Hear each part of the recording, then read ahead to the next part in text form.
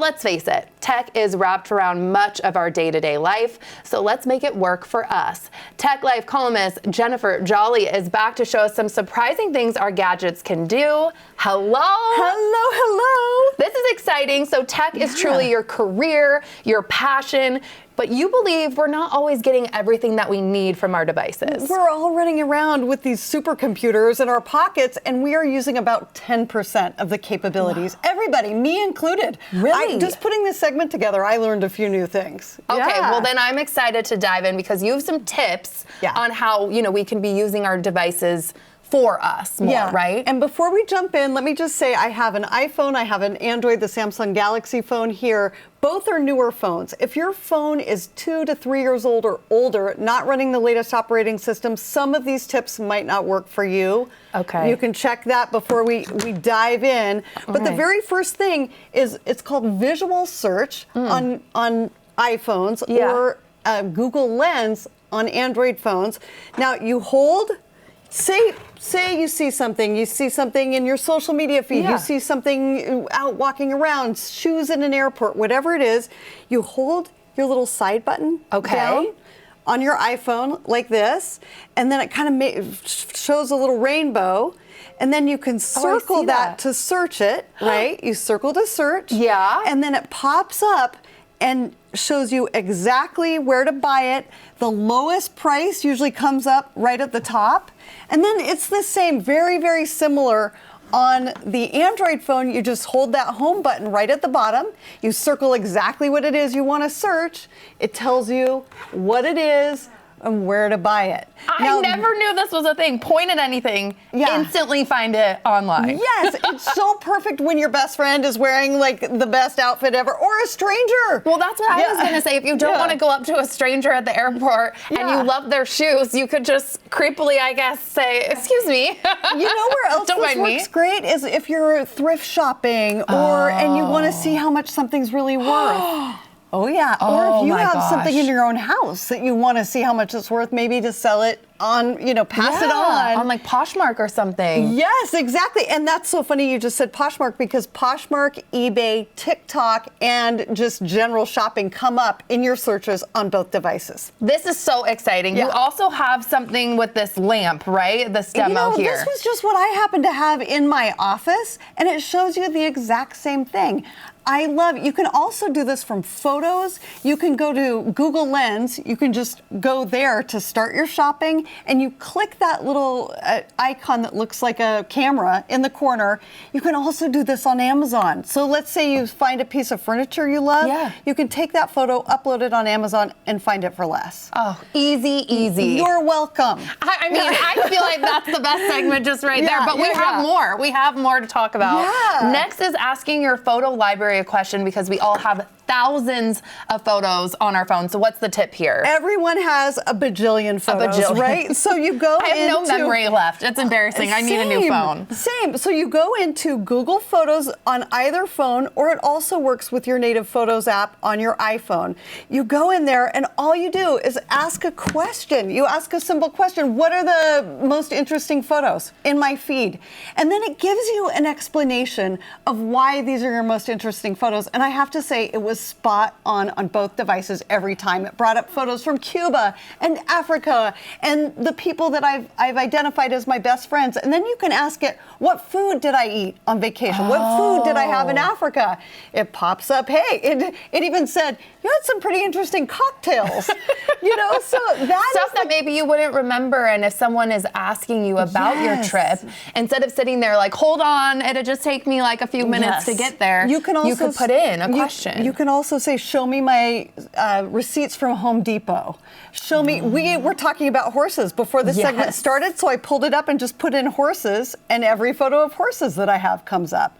And then it gets more intelligent over time, so it'll bring up the photos that you go back to over and over, the best photos. These AI features that are now embedded in our phones are truly helpful. I was just going to say, it's saving time, and time is money at the end of the day. So cool. Did not know, again, that I could do this on my phone. So thank you very much.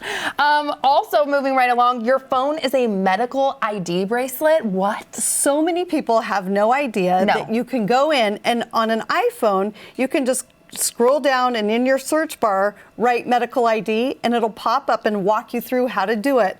You go through, you do both of the settings. It works on an Android device too. You go in and you say show when locked, you toggle that on, and show during an emergency call. You want to make sure that that's toggled on. And then I left a lot of my data out of that because it's personal, but you want to allergies, emergency contacts, any medical conditions that you might have. And then in the case of an emergency, a first responder just clicks the down volume button and the side power button.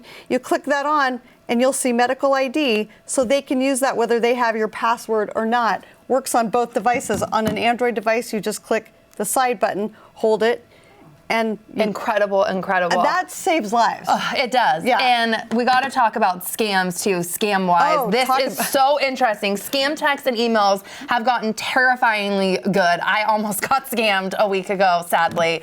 Please explain how there's an easy way to check. This is really great. You can use it on your smartphone or on your laptop or desktop. You go to scamwise.com. You take a screen grab of that suspicious email or a suspicious text or a suspicious message that you got in your social media.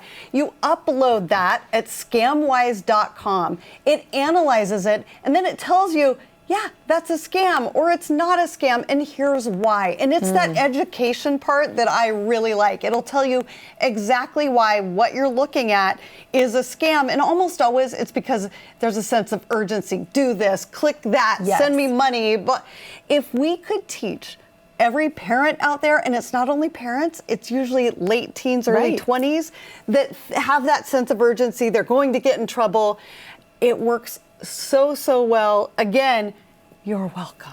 Couple minutes left. I want to get to our last two. So AirDrop and Android finally friends. I mean, it's taken a long time, but you take a group photo, you want to share them with each other. For the longest time, you had to text them. There was no way to do that. Well, now they finally work together. The biggest thing to know about this tip in particular is you have to go into your settings. So it's called Quick Share on an Android. It's called AirDrop on an iPhone. You have to go in and set both to everyone for 10 minutes. And then you can just do a quick share. It'll search for that phone via Bluetooth. So you have to make sure that your Bluetooth is turned on. And then look at that. It just shares. Bada bing, bada boom. It just shares. Okay, I want to get to the last instantly. thing too. Save yourself from smartphone burnout. What do you have here? Earlier this year, I was at over 11 hours a day on screen time. I have brought my own screen time down to just under 4 hours a day, and that includes my audiobooks and my podcasts. The number one thing that I use here is the Opal app. It's about $100 a year, but this locks you out on schedule from all of your distractions during the day. So you set it from 9 to 5 and there's no way to undo it. It'll give you breaks, but it also makes you think before you use the breaks. Next is Get Brick, the Brick device. This is a little $60 device. It literally works like an NFC chip, like when you pay for things on your phone. It'll brick your phone. It'll lock you out, again, of all your distractions. Keep it in the kitchen if you work in your office. Keep it somewhere else wherever you physically have to tap it twice. And last but not least, then the Dreamy, D-R-E-A-M-I-E, the Dreamy lamp. Get your smartphone out of your bedroom. Yes. This is an alarm clock. I called it a lamp, but it's really a smart alarm.